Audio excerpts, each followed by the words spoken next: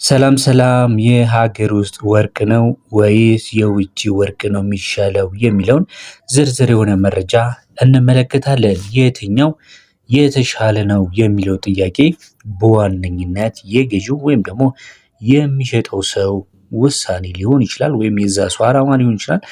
ነገር ግን ለምን መዋል ፈለጋችሁት የሚለው ዋና መላሽ ነው። አንዳንድ ሰው ሊለብሰው ይገዛል፣ አንዳንዱ ሊሸጠው ይገዛል፣ ሌላው ደግሞ ለመዋለ ንዋይነት ይገዛዋል። ከዛ ተነስተን የትኛው ነው የተሻለው የሀገር ውስጥ ወርቅ ነው ወይስ ደግሞ የውጭ ወርቅ የተሻለ ነው የሚለውንና በመካከላቸው ያለውን ልዩነት በደንብ አድርገን በዚህ ቪዲዮ ከነ ምክንያቱ በደንብ እንመለከታለን። ለዚህ ዩቲዩብ ቻናል ታዲያ አዲስ ከሆናችሁ ቻናሉን ሰብስክራይብ በማድረግ ላይክ በማድረግ እንዲሁም ሼር በማድረግ ቤተሰብ እንድትሆኑ እየጠየቀን ወደ ያዝንላችሁ መረጃ እንሄዳለን። እንግዲህ ወርቅን ስናስብ ብዙ ጊዜ ኢትዮጵያ ውስጥ በተለይ ኢትዮጵያ ወርቅ በማምረት ረገድ ታሪክ ያላት ሀገር እንደሆነች እናውቃለን። በአብዛኛው ከዕደ ጥበብ እንዲሁም ደግሞ ከማዕድን አውጪዎች ጋር በትንሽም ሆኖ በትልልቅ ቦታዎች ማለት ነው በተለያዩ ቦታዎች ይከናወናል። ዋና ዋና ጥቅሞቹ ምንድናቸው በምርጫ ረገድ ካልን ማለት ነው የተለያየ መስፈርት ዝርዝር በአንዳንድ ሀገር ገበያ ማለት ነው በተለይ በብዛት ህጋዊ ሆነ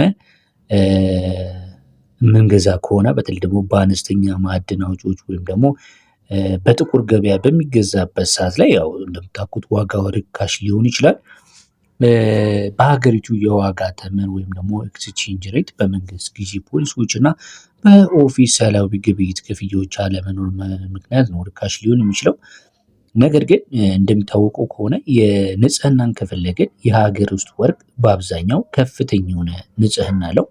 በ22 ካራት ወይም 24 ካራት አለው ተብሎ ይታሰባል። የማዕድን ወርቅ ብዙ ጊዜ ከፍተኛ ንጹህነት አለው። በባህላዊ መንገድ ኢትዮጵያውያን ለጌጣጌጥ ከፍተኛ ካራት ያለው ወርቅ ነው የሚመርጡት። ባህላዊ እሴት ለሀገር ውስጥ ገበያ የሚቀርቡ ጌጣጌጦች የተለያዩ ባህላዊ እንዲሁም ልዩ ልዩ ንድፎች የትራዲሽናል የሆነ ዲዛይን አላቸው። እነዚህ ጌጣጌጦች ታዲያ የሀገር ውስጥ የእጅ ጥበብ በመሆናቸው ልዩነት አላቸው። ስለዚህ የሀገር ውስጥ ጌጣጌጦች እንግዲህ ትራዲሽናል የሆነ ዲዛይን ስላላቸው ሞር የተሻሉ ናቸው። በተለይ ደግሞ የሀገር ውስጥ የምትወዱ ከሆነ ማለት ነው። ነገር ግን ከዚህ ረገድ ሊያጋጥማችሁ የሚችል ተግዳሮት አለ።